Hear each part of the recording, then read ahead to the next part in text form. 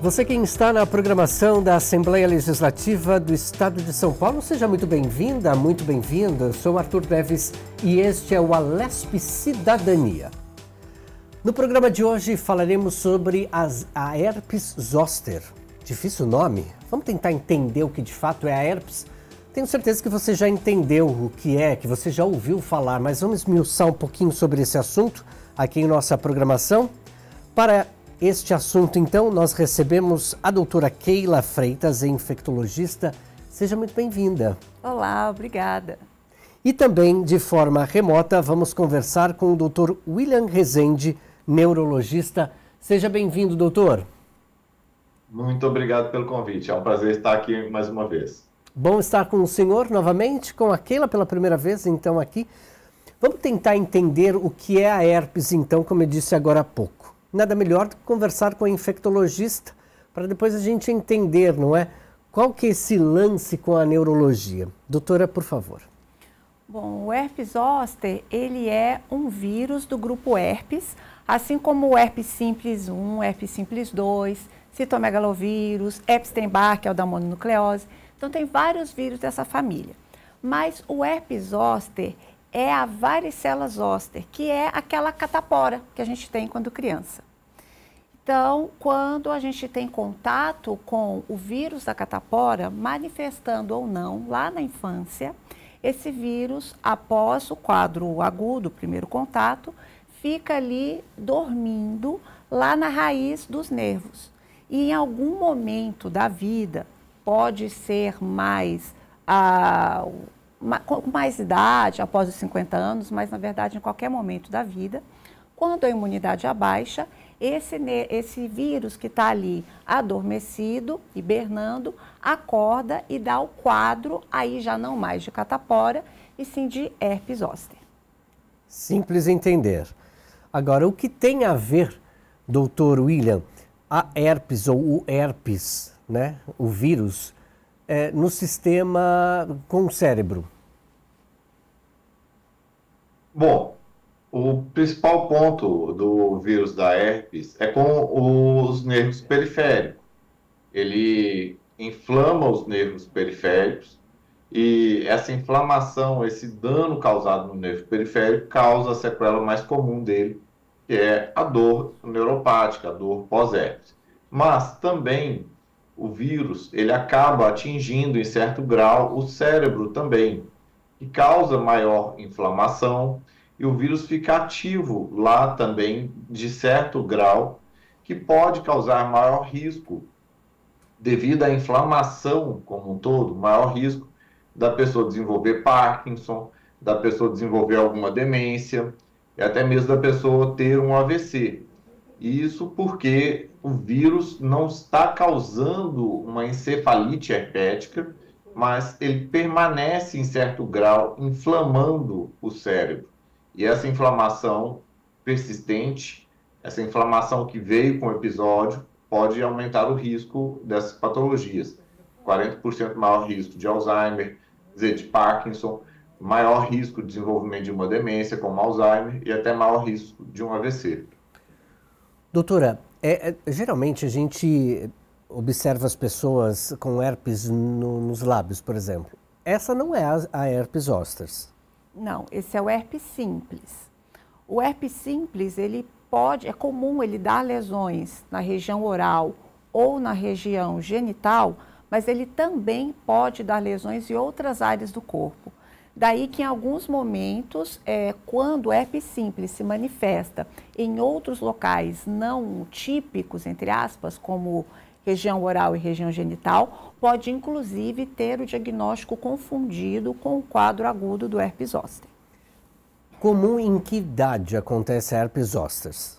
O herpes zoster é mais comum aparecer em idosos, mas também pode aparecer em pessoas mais jovens, desde que estejam com a imunidade mais baixa. Mas a grande coisa é que não necessita ser uma doença de imunidade baixa. uma AIDS, um câncer, um estresse profundo já pode ser um gatilho para essa crise mesmo em pessoas mais jovens. Doutor William, o senhor falava algumas coisas para a gente aqui, nos explicava algumas questões relacionadas a herpes ou herpes. É importante também trazer os impactos neurológicos, né, no sistema de uma pessoa que apresenta a herpes ou herpes. Eu gostaria que o senhor falasse um pouco sobre isso, por favor. Olha, o principal impacto é a da dor neuropática, porque o vírus, ele percorre um trajeto, como por exemplo, ele pega aqui nessa região e vem até aqui no centro do peito, e pegando desde das costas. E essa inervação, ela fica totalmente inflamada, fica lesionada, e a lesão desses neurônios acaba gerando a dor pós-herpética. E a dor pós-herpética ela é extremamente comum. A grande maior parte dos pacientes que têm herpes zoster acabam tendo dor pós-herpética. Ela dura 3 meses, até 3 meses, para cerca de 60%, 70% dos pacientes. Ela, até 6 meses, 90% dos pacientes melhoram da dor pós-herpética. Quando passa de 6 meses, aqueles que ainda têm dor, têm tendência a ter dor crônica. E o grande difícil é que é uma dor neuropática extremamente limitante, sabe? A pessoa tem dor contínua, fica com dor ao toque, quando ela movimenta, qualquer mudança de temperatura, e é uma dor grande, é uma dor excruciante, é uma dor que realmente limita a pessoa. Isso pode ser na forma de coceira, de queimação, de pontada, de choque, e essa dor ela está exclusivamente no trajeto do nervo. Se o nervo passa por essa região, ela vai estar no trajeto do nervo. Essa é a dor neuropática. E essa é a principal sequela neurológica que o vírus herpes zoster causa, tá? Tanto que isso é motivo muito comum dos pacientes que já passaram pelo vírus, as bolhas já melhoraram, a pessoa já não tem mais lesão na pele, mas ela continua tendo dor.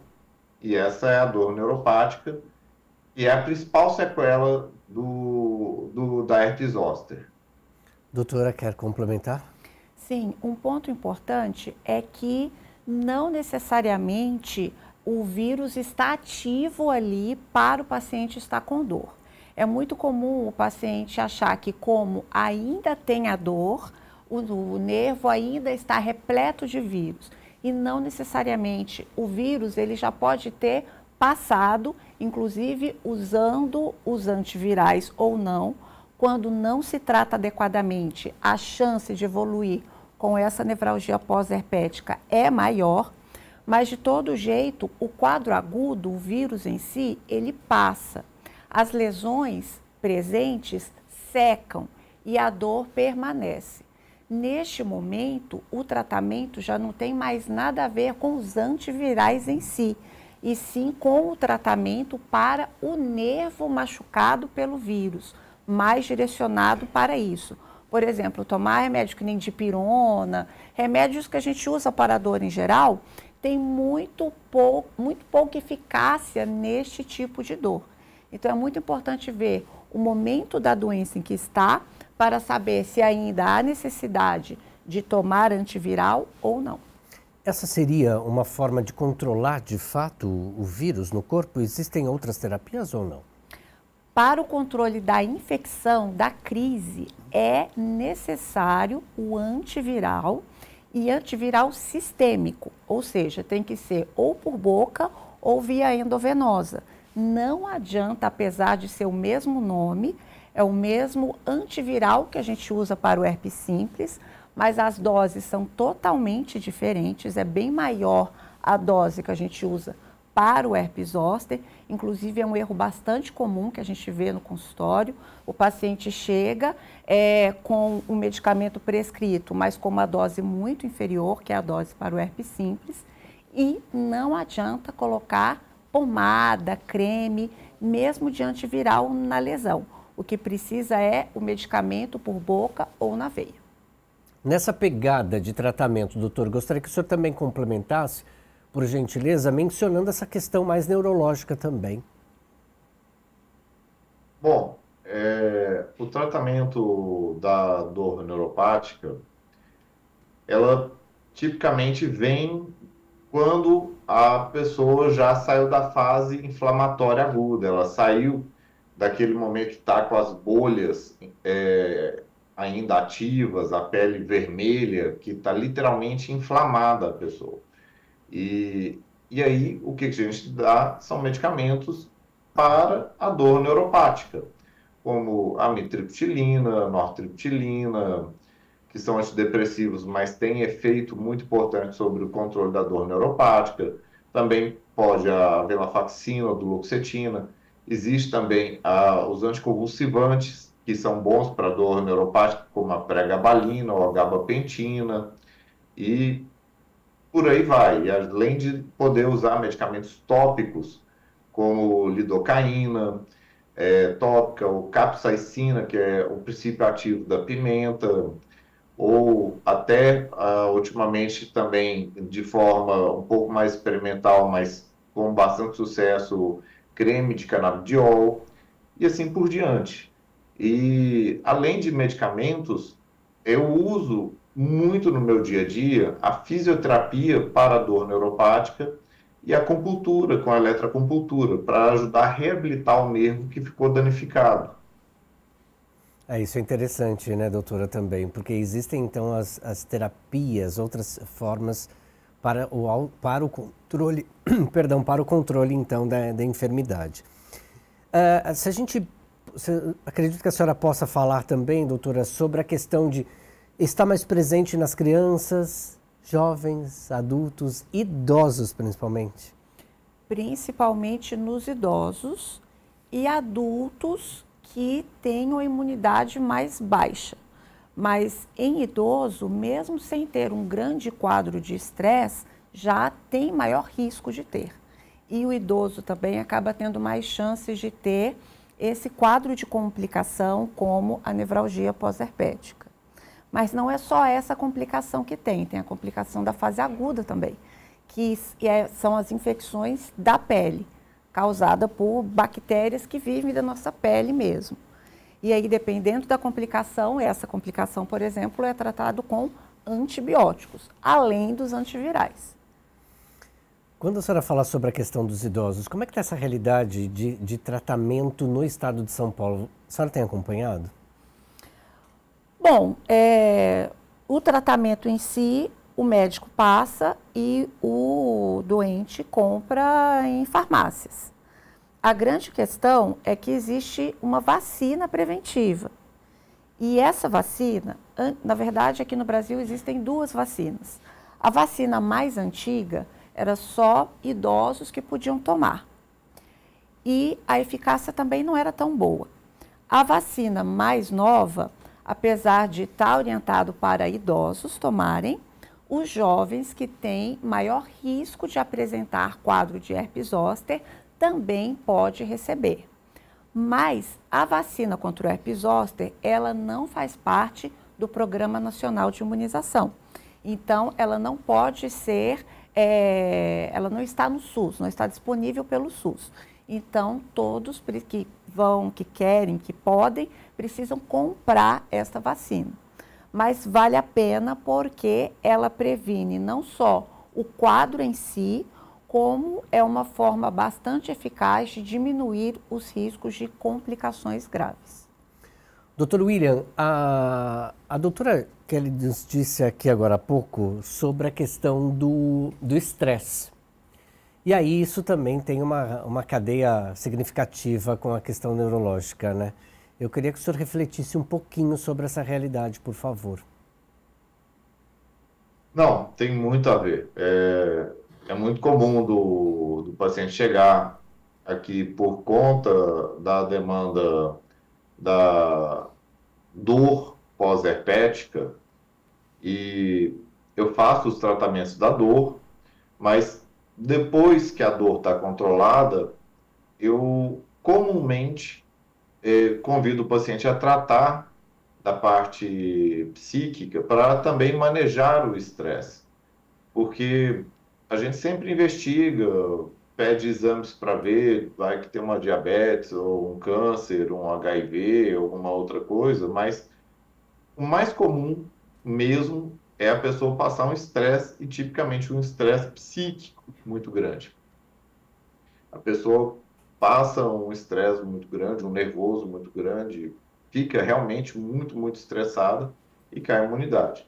E quando a gente vai ver, a pessoa não teve isso uma única vez, isso não é um fato isolado, isso costuma ser recorrente na vida do paciente, passar por algum grau maior ou menor de estresse.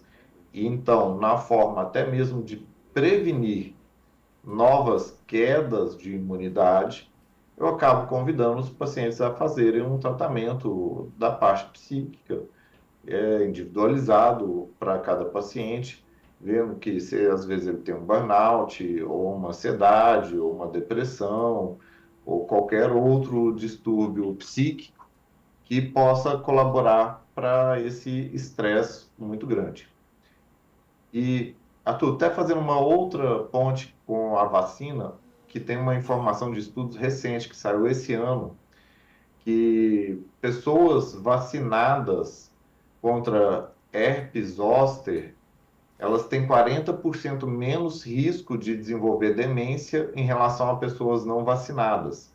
Isso é muito interessante, que parece que o sistema imune, ele aprende com a vacina e com isso ele também limpa proteínas anormais que estão relacionadas à demência. Então, se vacinar contra a herpes zoster já é extremamente importante para não ter o próprio herpes zoster, como também até mesmo para reduzir um risco de desenvolvimento de demência. Nossa, isso é uma ótima informação, hein, doutor?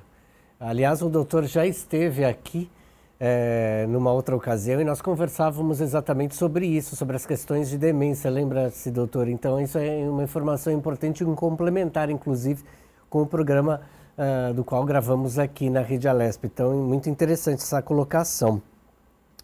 E aí, sobre essa questão da vacina, doutora, a gente está num momento em que a população está envelhecendo cada vez mais, né? Então, esse é um assunto interessante para a gente entender aqui na Rede Alesp, né? Se a população está envelhecendo cada vez mais, é preciso de uma atenção muito mais específica agora, neste momento, para que, inclusive, outras medicações, outros medicamentos possam ser produzidos, né? E tem muitas vacinas para a idade adulta e para a idade acima dos 50 anos, que muitas pessoas não sabem. Sabem mais ou menos da vacina da gripe, da vacina da Covid, mas tem várias outras, tanto vacinas para casos especiais, dependendo de comorbidades específicas, quanto vacinas para a população em geral pela idade adulta e idade idosa. Então, é uma coisa bastante importante, inclusive a vacina do herpes zoster, mesmo em quem já teve quadro de herpes, tem a indicação de tomar a vacina, porque pode ter outro quadro também. Não é uma doença, não é uma enfermidade transmitida pessoa para pessoa, obviamente. Ela é transmitida. Gente. É transmitida.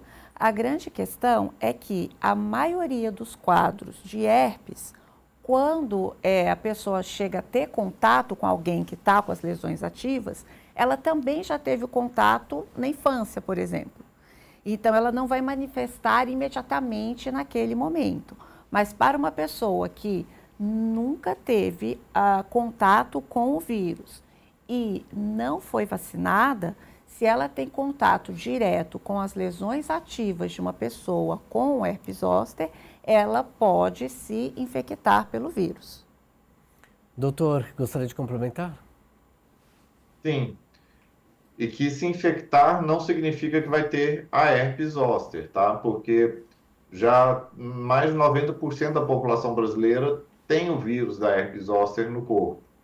E então, o problema não é somente ter o vírus, tem que, lógico, que ter o vírus no corpo mas sim a queda da imunidade, normalmente associada a um grande estresse para manifestar a doença.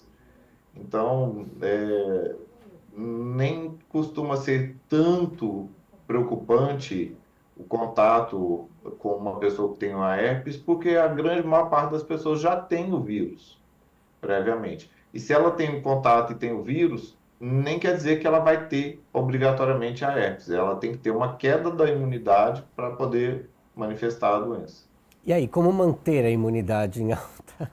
A preocupação maior da questão do contato, né, de ter o contato com o vírus, é quando trata-se do contato crianças pequenas, que ainda não se vacinaram, ou pessoas já sabidamente com a imunidade muito baixa, como pessoas transplantadas, pessoas em tratamento com quimioterapia. Aí essas devem evitar mesmo ter esse contato com quem está com a doença ativa.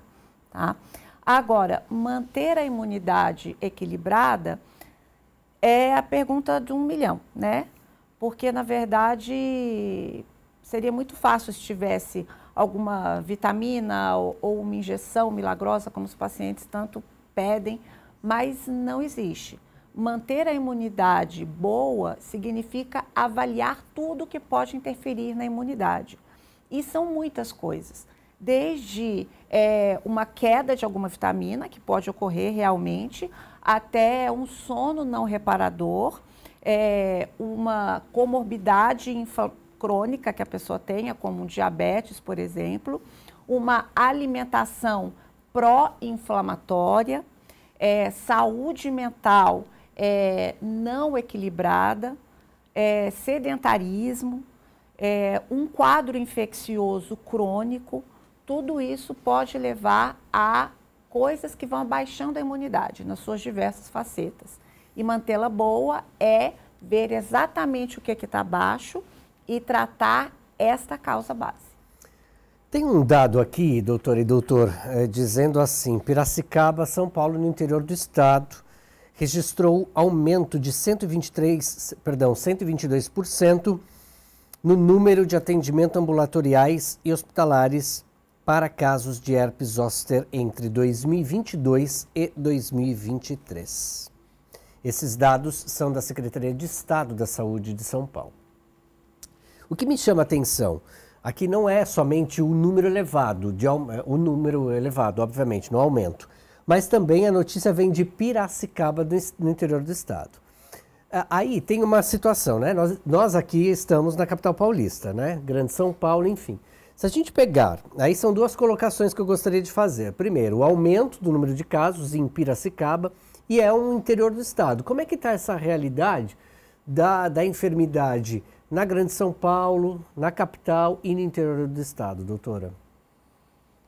Na verdade, eu nunca tenho observado especificamente um aumento dos últimos tempos. Sempre teve muito quadro. Eu não sei se de repente as pessoas estão diagnosticando mais e antes diagnosticavam menos. Pode ser por isso. Sim. É claro que quadros infecciosos, por exemplo, que nem a gente acabou de passar pela pandemia da Covid. A Covid em si, a gente não vê isso só com Covid, mas Covid é uma doença que inflama muito e ainda mais tempo que o próprio vírus em si, tanto que muitas pessoas tiveram quadro de pós-Covid e ainda tem, né? A gente viu isso com dengue também, quadros de pós-dengue, mas a questão é que Covid foi todo mundo pegando, então isso mudou a população de uma forma que em outros momentos a gente ainda não tinha visto. Então isso pode sim acabar contribuindo também para ter um aumento de imunodeficiências secundárias devido a esse quadro inflamatório. Sem contar que a Covid também acaba servindo de gatilho para outras doenças, pacientes que inclusive começaram com doenças autoimunes pós o quadro de Covid. Então, isso pode ser um fator que tem interferido, sim, em ter mais casos. Mas, de forma geral, eu não sei se o William tem essa mesma impressão, mas em termos de consultório, mesmo antes da pandemia e até hoje, sempre são muitos e muitos casos mesmo. Doutor William, por favor.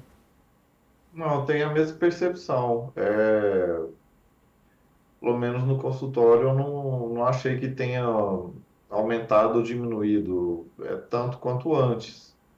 E talvez alguma coisa que tenha ficado um pouco maior foi o aumento também do estresse e das doenças psíquicas na pandemia e ainda no pós-imediato da pandemia, que talvez tenha refletido nesses números, que aí a pessoa acaba ficando mais estressada e ficando mais fácil de ter também surgimento da herpes. Mas, na minha percepção do meu dia a dia, tem bastante, tanto quanto sempre. Sim. E aí tem essa questão também, né, que seria a segunda colocação. Nós estamos na capital, Grande São Paulo, então não se tem também um dado, ou se percebe muito essa questão, né? Porque está na capital, está no interior, essa está geral, né? E muitas vezes ainda é mal diagnosticado, né? Inclusive, às vezes diagnosticado com atraso, porque a pessoa pode começar com um quadro de dor de dias a semanas antes de aparecerem as lesões. E aí, por exemplo, eu tenho pacientes que foram para pronto-socorro e se trataram com o ortopedista como se fosse uma hérnia, até que finalmente apareceram as lesões. Então, dependendo da quantidade de lesões, de como que a pessoa lida com aquilo, ela facilmente pode nem ir ao médico e aí na hora que vê, se mantém aquela dor, mas não fez o diagnóstico do herpes em si, do quadro agudo. E existe alguma forma, por exemplo, voltando um pouquinho na questão da transmissão, né? Mãe para filho, ou filha, enfim, né? Existe um motivo de repente, um tratamento para que a criança não contraia? Existe alguma coisa assim? Não, está dentro das doenças de transmissão vertical, mas principalmente se a mãe tem o primeiro contato com o vírus durante a gestação. E isso é muito raro, porque geralmente a gente tem contato com o vírus ainda na infância. Então, não chega a ser um problema, né? Não é muito frequente ter essa questão da transmissão vertical, não. Mas pode acontecer. Doutor William, existe aqui na Assembleia Legislativa do Estado de São Paulo um projeto de lei que institui a campanha de conscientização sobre o zoster. É um projeto que já está tramitando aqui na Casa há um bom tempo e a justificativa é exatamente essa, vir conscientizar a população. Muitas pessoas, como nós quando iniciamos então esta gravação aqui, falamos sobre essa questão. Muitas pessoas sabem que existe a herpes zoster ou o herpes zoster. Mas é importante também trazer uma reflexão, não, doutor, em projetos de lei e lei propriamente dita para refletir sobre isso, porque aí vem consequentemente outras políticas públicas, não? Não, eu acho que é super importante isso, sim. E eu acho que, na verdade, é muita gente que não conhece o que é herpes zoster, mas é muita gente que não conhece mesmo. E quando vai falar, às vezes confunde com a herpes simples, que essa ainda é mais comum ainda, as pessoas terem alguma lesão no lábio e tal. Só que a herpes zoster, ela é muito mais grave e ela é comum também. Então, ter um projeto de lei que ajude a aumentar a divulgação, o conhecimento das pessoas sobre essa patologia e entender que ela é possível de ser prevenida com vacinas, com coisas que ajudem a manter o estado mental equilibrado, a imunidade equilibrada e que possa ter um tratamento correto e adequado logo no início, que faz toda a diferença. Isso é muito importante, porque ela é comum e não vai deixar de existir. E só vai aumentar, porque a população está envelhecendo. Pois é, doutora, por favor. E ela não necessariamente leva a quadros de óbito, por exemplo, como quadros de meningite, que pode acontecer também, mas é de forma mais rara, mas o que ela mais comumente causa é o sofrimento crônico da pessoa, piorando muito a qualidade de vida. Então, isso é importante de se saber, que a doença não acaba só naquele quadro agudo, que ela pode perpetuar, que ela pode aparecer de outras formas e que pode levar a um sofrimento grande. Isso, do ponto de vista de saúde pública, não vai matar mais pessoas, não vai fazer com que a doença se multiplique pela questão de transmissão em si, mas vai minando a qualidade de vida, e especialmente na população idosa, que ainda é quem tem mais crises e quem tem também mais chances de desenvolver essa parte crônica da nevralgia pós-herpética, por exemplo. E aí, quando eu perguntei ao doutor também, acho que vale um comentário da senhora em relação a isso, né? Conscientização, né? Eu até disse aqui, muita gente conhece a herpes zoster. O doutor disse, não, eu acredito que muita gente não conheça. Como é que a senhora observa, né, essa questão, até mesmo para o andamento de políticas públicas mais eficientes e eficazes, por meio de projetos de lei propriamente dita, né? Uhum. Muitos pacientes acabam sabendo quando ou tem ou alguém próximo tem, né? Coincidentemente, a semana passada eu atendi uma senhora de 74 anos que estava justamente com um quadro agudo e com uma infecção secundária, uma infecção bacteriana em cima das lesões. E ela, alguns meses atrás, ela tinha comentado comigo que alguns meses antes, ela passou, não sei se foi com geriatra, passou com algum médico dela e comentou que queria se vacinar, que ouviu falar da vacina. E aí o médico falou, mas tem alguém na sua família com esse caso? Por que é tão raro? Por que você está querendo tomar essa vacina? E com isso ela acabou deixando de lado e meses depois teve o quadro. A grande questão é que, é uma coisa até para ser discutida, que muitos pacientes, quando perguntam, consigo me vacinar pelo SUS?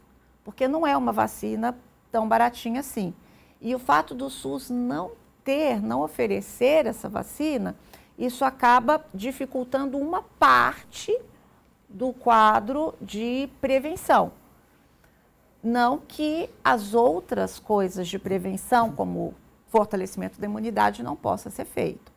Então, o principal realmente ainda é a educação, é a informação, porque as pessoas se informando, elas podem, mesmo que ainda não mude em termos de políticas com relação à vacina em si, mas muda o conhecimento para que a pessoa tenha, se ela não tiver condição de se vacinar, ou ela possa medir melhor o custo-benefício daquela vacina, porque muitas vezes não gasta com aquela vacina, mas gasta com uma coisa que não vai, gasta com um vitamínico assim maravilhoso, que não vai fazer nada por ela, basicamente, e deixa de gastar com uma coisa que realmente vai fazer diferença. Então, isso é fundamental. Comunicação e disseminar informação. Acontece que quando essa vacina nova surgiu, acabou começando a se falar um pouco mais, porque como ela não está no Programa Nacional de Imunização, não tem campanha do Ministério da Saúde. Quando chegou, da vacina em si. Quando chegou a vacina, como a empresa obviamente queria vender, aí ela começou, não uma campanha, mas a fazer mais propaganda sobre o quadro do herpes zoster, e realmente muitas pessoas que ainda não conheciam, começou a conhecer por causa dessa divulgação. Então, divulgação, independente de como que chega, desde que chegue com qualidade, que seja informação de qualidade, é fundamental e tem que ser disseminado de todas as formas possíveis. Bom, doutora, a senhora já trouxe aqui diversas reflexões nesses quase 40 minutos que nós estamos batendo papo aqui, mas eu gostaria que a senhora trouxesse novamente uma reflexão de uma questão que já falamos aqui hoje no programa, que são sobre as consequências do herpes zoster na vida das pessoas. Uhum. Bom, o herpes zoster, primeira coisa, ele é, antes de mais nada, um alerta. Ele é um termômetro falando que alguma coisa não vai bem com a sua imunidade, de cara. Então, ele pode ser uma coisa que não vai bem pontualmente, ou já mostrando alguma coisa que não vai bem há algum tempo. Por isso que é fundamental, a gente sempre faz esse rastreio de imunodeficiências primárias e secundárias, desde um diabetes, um HIV, uma outra infecção crônica, um câncer, Mas a grande maioria das vezes, o culpado é realmente a questão da saúde mental. Esse aqui é o ponto. Depois disso, vem a questão do que significa aquele momento agudo da doença. Na fase aguda, enquanto as lesões estão ativas, a complicação mais comum é a infecção secundária, que se não for tratada adequadamente, vai evoluindo e vai se alastrando pelo corpo a infecção bacteriana em si, não as lesões do herpes. Já no segundo momento, ainda naquela fase ali subaguda, pode ter outro tipo de manifestação, aí mais neurológicas, como, por exemplo, afetar os olhos, dependendo do local de qual nervo o vírus vai acordar. Quando afeta os olhos, pode causar várias alterações oculares, tanto que é uma das causas de se tratar com antiviral endovenoso, que é para alcançar a quantidade adequada em sistema nervoso central. Pode também afetar o nervo dos ouvidos, causando outros problemas, até paralisias faciais. O William pode explicar melhor da síndrome de Hansen-Hunt, que pode levar a outros problemas se não for adequadamente tratado. Pode evoluir com mielite transversa também, com quadros neurológicos mais robustos, além da nevralgia pós-herpética, que é o mais comum. Isso a gente vê direto. Mas tem várias outras coisas não tão comuns, de formas de apresentação, que podem estar lá e pode ser que a pessoa, inclusive, nem saiba que foi o herpes zoster que causou. E na hora que ela faz o diagnóstico do quadro neurológico, e na hora que vai ver, está lá o herpes zoster como causa. E outra coisa interessante também, dentro da nevralgia pós-herpética, que é disparado a complicação mais comum, muitas vezes, eu até comentei, né, que diminui muito a qualidade de vida da pessoa. E o que acontece demais é que quando a gente também sente qualquer quadro de dor, por reflexo a gente se encolhe, se contrai. E alguém que está com um quadro de dor crônica fica contraindo ali continuamente. Então, o que acaba acontecendo também é que ao quadro da nevralgia pós-herpética se soma o quadro de dor miofacial também. E aí o tratamento também muda, porque você tem que saber exatamente o que você está tratando para tratar especificamente aquilo ali. E aí onde eu acabo muitas vezes recebendo o paciente nessa fase, e já não tem mais vírus. Pouquíssimos casos adianta ainda entrar com antiviral, eventualmente a gente entra com antiviral, mas a grande maioria das vezes o vírus já não está mais ali. E aí é o que eu faço a ponte para a próxima subespecialidade, que é a subespecialidade de dor. Eu faço o rastreio da imunidade, faço a avaliação do que eu posso melhorar ali da imunidade, começo o tratamento de dor ali, mas já faço a ponte para outra fase. Além de, obviamente, ser um excelente momento para colocar as vacinas em dia, que é uma conversa que a gente sempre tem que ter ali de formiguinha com todo mundo, que adulto, idoso, também precisa se vacinar e não é só para Covid e influenza, não. Bora vacinar, galera. Ô, doutor, eu gostaria que o senhor complementasse, por favor. A gente tem mais 2 minutinhos, dá para a gente fazer um apanhado aí de tudo, por favor. Bom, é importante lembrar que a herpes zoster é uma doença infecciosa no sistema nervoso, que pega o sistema nervoso periférico, dá diversas sequelas, sequela de dor, sequela de paralisia de nervos cranianos, pode dar mielite, pode às vezes também afetar até o cérebro e aumentar o risco de doenças mais graves, como Parkinson, Alzheimer, até mesmo AVC.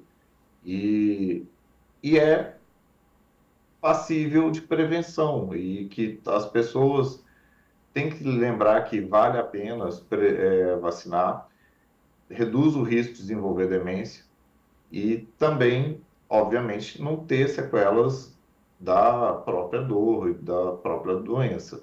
e sempre fazer as coisas de atividade de saúde geral, que é importante o sono, a alimentação, a atividade física e a saúde mental. Agora, antes era só três pilares, agora o quarto pilar é também a saúde mental. E que vale a pena a pessoa realmente pesar seu dia a dia, verificar a questão de vacinas e buscar uma ajuda médica quando identificar que está ficando muito estressada, por exemplo. Muito bem, eu quero agradecer ao Dr. William Rezende, neurologista. Muito obrigado, viu, doutor, pela participação do senhor novamente aqui em nossa programação. Um abraço. Um abraço, muito obrigado. E agradeço também a doutora Keila Freitas, infectologista. Muito obrigado pelas suas informações, pelas suas orientações aqui aos nossos telespectadores. Obrigado pelo convite. E a você que nos acompanhou, muito obrigado pela sua audiência, muito obrigado pela sua companhia. O Alesp Cidadania fica aqui. Tchau.